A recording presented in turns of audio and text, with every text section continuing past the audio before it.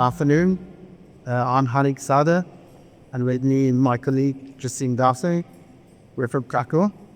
Very excited to be here as you all. We're coming here to speak about a topic that is very close to our hearts. We are very passionate about it. We hope you are too. It's a little bit difficult to wrap it all up in around 15 minutes, but we'll give it a go. The topic we're going to speak about is the landscape transformation, the evolution of outdoor spaces in the MENA region, Middle East and North Africa. This is where a lot of us live, are right now, and continue to want to see get better, improve for our generation and future generations to come. All right. Krakow, we've been here in the region since the early 90s. We've seen a lot of transformation so far, and by all means, it's only getting better and faster. We've seen how things moved forward, neighborhoods, places we use, the outdoors, how we commute, how we go to places, enjoy the weather, and how we're trying to always improve our experiences. So, with the landscape evolution of different types of places and spaces, this is just a mere example of passive spaces, not necessarily spaces that we see or we use, but generally places that we see, the environment around us, everything that we experience physically and visually has developed. The perception has changed, and this has affected us in so many ways. In terms of our interpretation of nature appreciation within this context, how we are socializing, we're not isolated anymore, isolated groups. As a community in this region, we like social gatherings, we're very emotional, we would like to get together. Especially now that we're talking about this current season where the weather is good, we want to get together outdoors, not only indoors. So this helps that aspect as well. We create flexible places, as was mentioned by the Campbell around here. So some areas will be planned for activities, for events, for whatever it is. But other areas, you create the space for the people to be creative in how they use it. They can use it today in one form, they can use it tomorrow in a form you've never imagined before. And then for all the age groups, for all walks of life, everyone, inclusivity, how you can enjoy those places. Not only use them in terms of practicality of mobility or scenery, but also how you can create play areas, exercise areas, how you can infuse that into all your landscape day-to-day activities.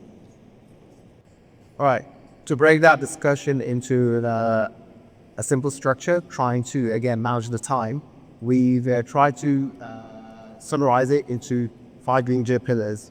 So those pillars that we are trying to look forward to and fulfill are the appreciation of the local context.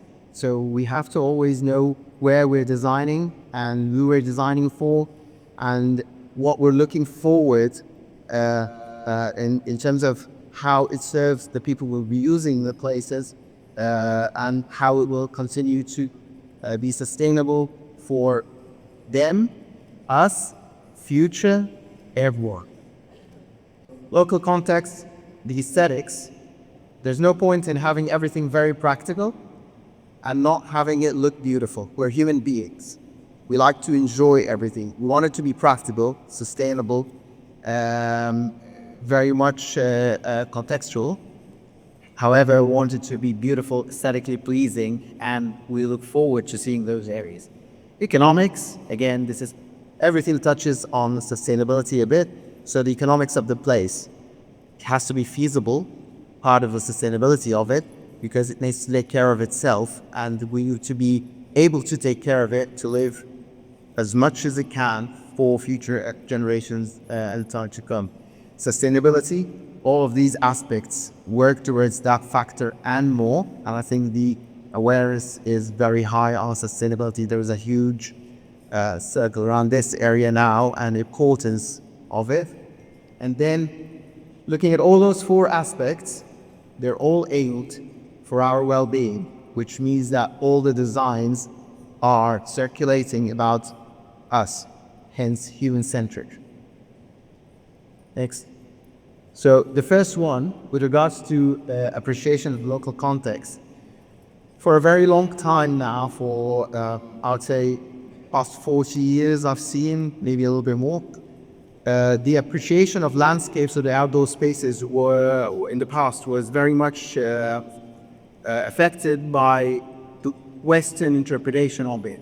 As was said before, lush, green, exotic. But then there was the new topic. I'm sure a lot of us have gone for drives or trips into the desert. In the morning, afternoon, sunset, even at night, and you see how serene the desert looks like. Around here in Riyadh, there's an area, if you've not been, please go. It's called the Edge of the World. Look at how the rock formations are. If you go even north of this region, all past, there through an appreciation of the local context, of the local environment, of the fact that it brings that sort of like different type of beauty. It generates a different emotion. Hence, we aspire to take from the context of it, the nature, the colors, the textures, and how we can utilize those into our modern landscapes, into our modern life requirements, day-to-day requirements. Inspired it, they're infused with it. Hence, you have a local character to this area that serves your modern day needs, gives you sort of like a stronger identity that then, if you go around the world, I know I'm in Saudi Arabia, I'm now in the UAE, I'm now in Iran. When I go to Italy, Spain, I know I'm there as well. So it's part of that kind of diversity and effect. You'll see that in every single detail, like those are parts of some of the projects we've worked on. So here around the newer part of Wadi Hanifa, then the Jerry streetscapes, the details, how you're infusing when you're going around near the coastal line. Here there are a lot of coastlines like Red Sea, the Arabian Gulf. You take some of the shells that infuse them within. Even when I'm using order features, I'm using them, again, maybe microclimate sensibly, because again, it's very scarce water as a night around here, but it produces pleasure, whether the sound of it or the look of it. The modern patterns as well, how you can take the older patterns and infuse them in a modern interpretation in the hardscape. So being softscape, designing the nature, don't go against nature, never win, go win nature. So design in the context of the natural surroundings of your local context. So sensitive to context, so there is a little bit of culture that is embedded within or immersed in your design, that also helps. And then immersive activation, which means that I want people to interact with it. It's not only nice to look or good to be, or it needs to be interactive, attractive. People would like to go there, which leads us to attractive aesthetics. So there is a huge factor around here. It needs to be pleasing and beautiful. A place that you would like to be in, that when you sit in, you say, yes, I like that. It gives me a sense of joy. It gives me a sense of elegance. It gives me a sense of place. I want to play here. I want to experience that. As you can see on the far right, this is a modern interpretation of a wadi, a wet wadi. How you can take that and change it a bit. Then you have how you can use the local materials and local context in new patterns or in older patterns that are meant to serve the newer or the modern requirements. Here we go next. However, all of this has to, again, as I mentioned, be feasible. So the economics of the place. You need to have the shade, you need to have the utility, you need to utilize it. And how do I think of the economics? Local materials, use materials from within. Whether you manufacture, you move them man-made, sourced here, they're natural. Instead of, in the beginning, we used to import a lot. But those imported materials are fantastic, are good, but they look different to the context around here. So we started to improve by seeing the beauty of the local materials and improve in terms of with our fellow manufacturers, suppliers, increase what comes out of this region, which saves on logistics and also sustainable in terms of carbon footprint. Similarly with plantation, native species, and we're doing with Icraft a lot of R&D about adaptive species and how we can increase this palette using the same amount of water required for irrigation of native species, which then saves you on operations and maintenance, irrigation water there and thereafter.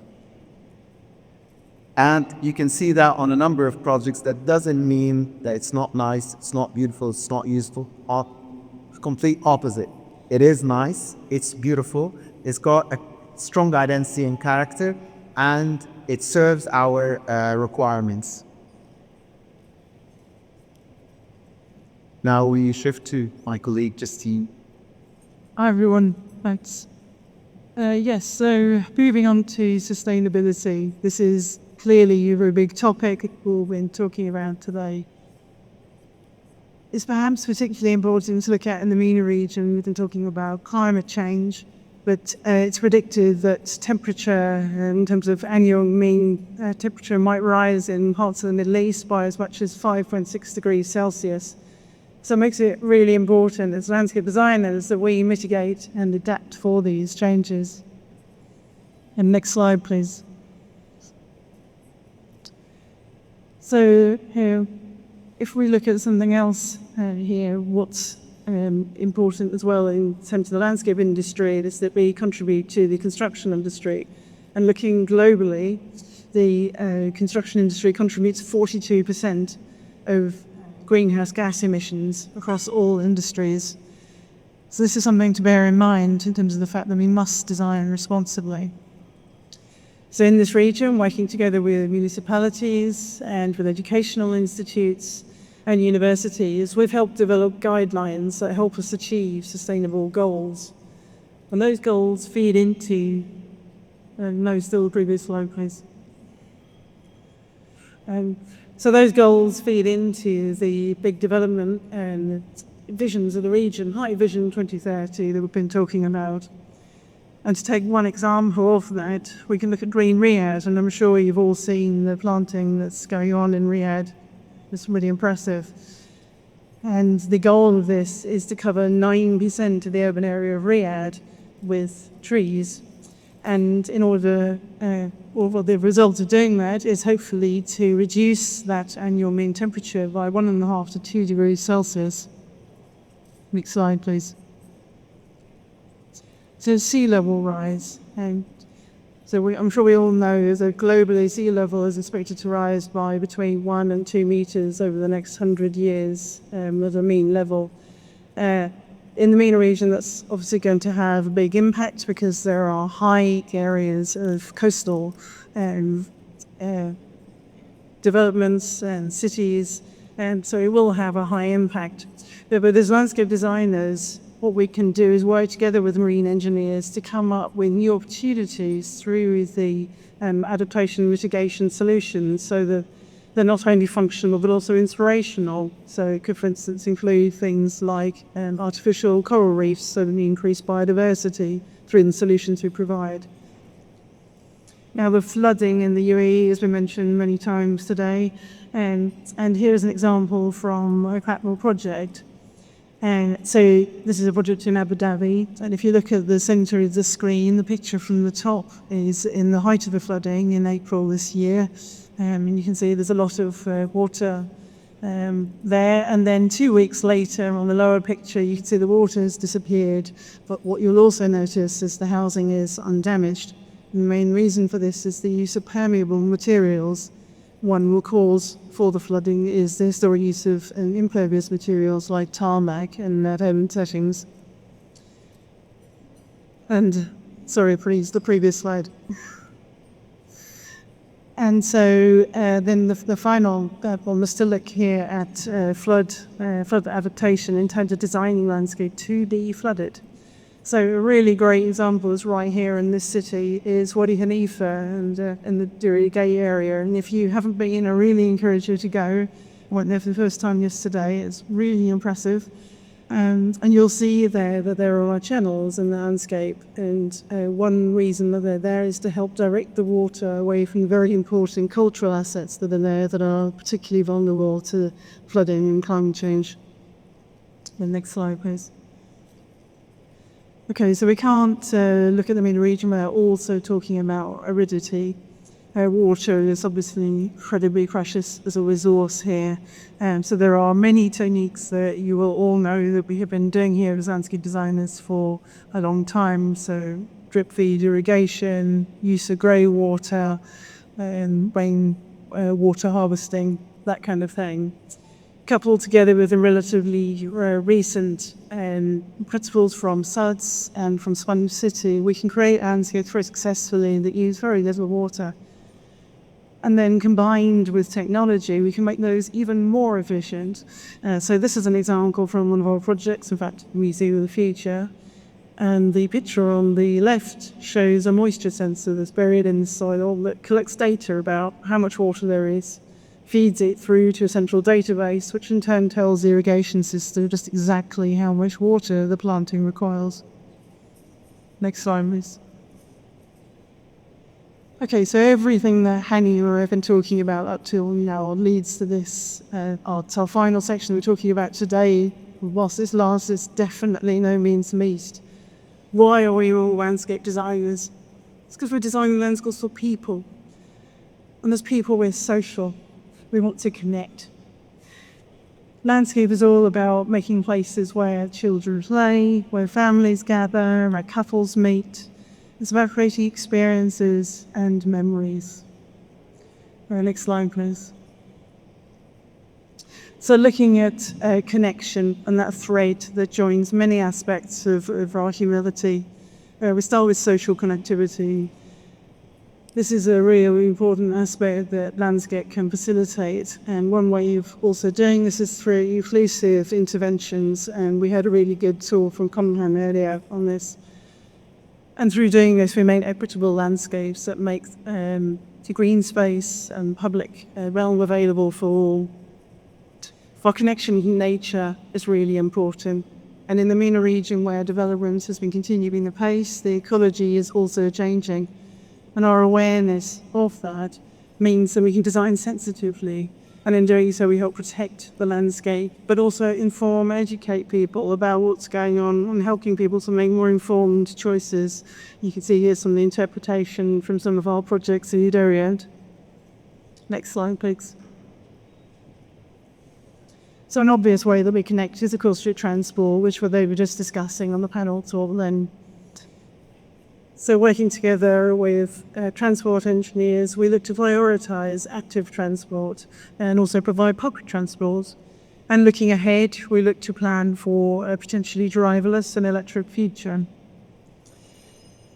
And if you actually look around in Riyadh, you will see huge evidence of how we are looking to make change in people's urban habits.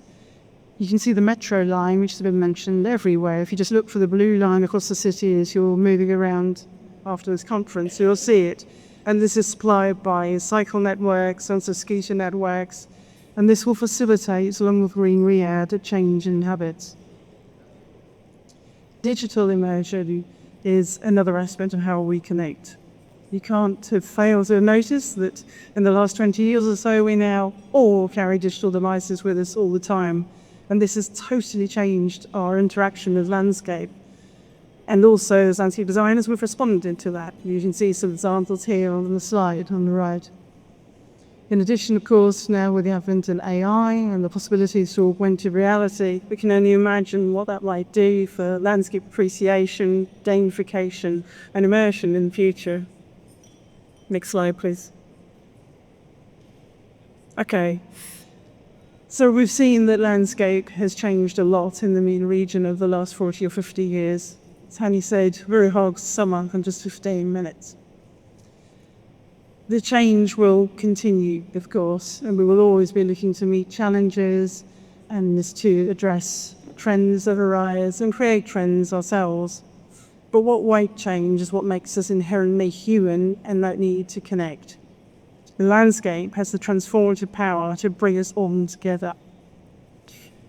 And in looking at this, the MENA region really has an opportunity here to, through visions like 2030, bring together uh, all of us in developing sustainable solutions that mean that globally, together in the built environment, we will have answers to what we're all looking for. Right. This comes to the end of the presentation. I hope we've shared a glimpse of our passion through those projects, through those topics. But most importantly, we can speak till forever about how we're following specifications, appreciate the guidelines, the support from consultants, contractors, manufacturers, governments, authorities, clients, developers, everyone around the table here. How we've developed our BIM, AI, AR, XR technologies and practices. But put all that aside, our message wants to go beyond all of this. It goes to how we're designing those places, building them, and see people use them. When you see children happily playing in a play area or running around, someone reaching work on a bicycle in the shade comfortably, happily, a group of friends gathering in open space and having an event, people resting in a park bench and enjoying the scenery, the birds, the flora and fauna of the place.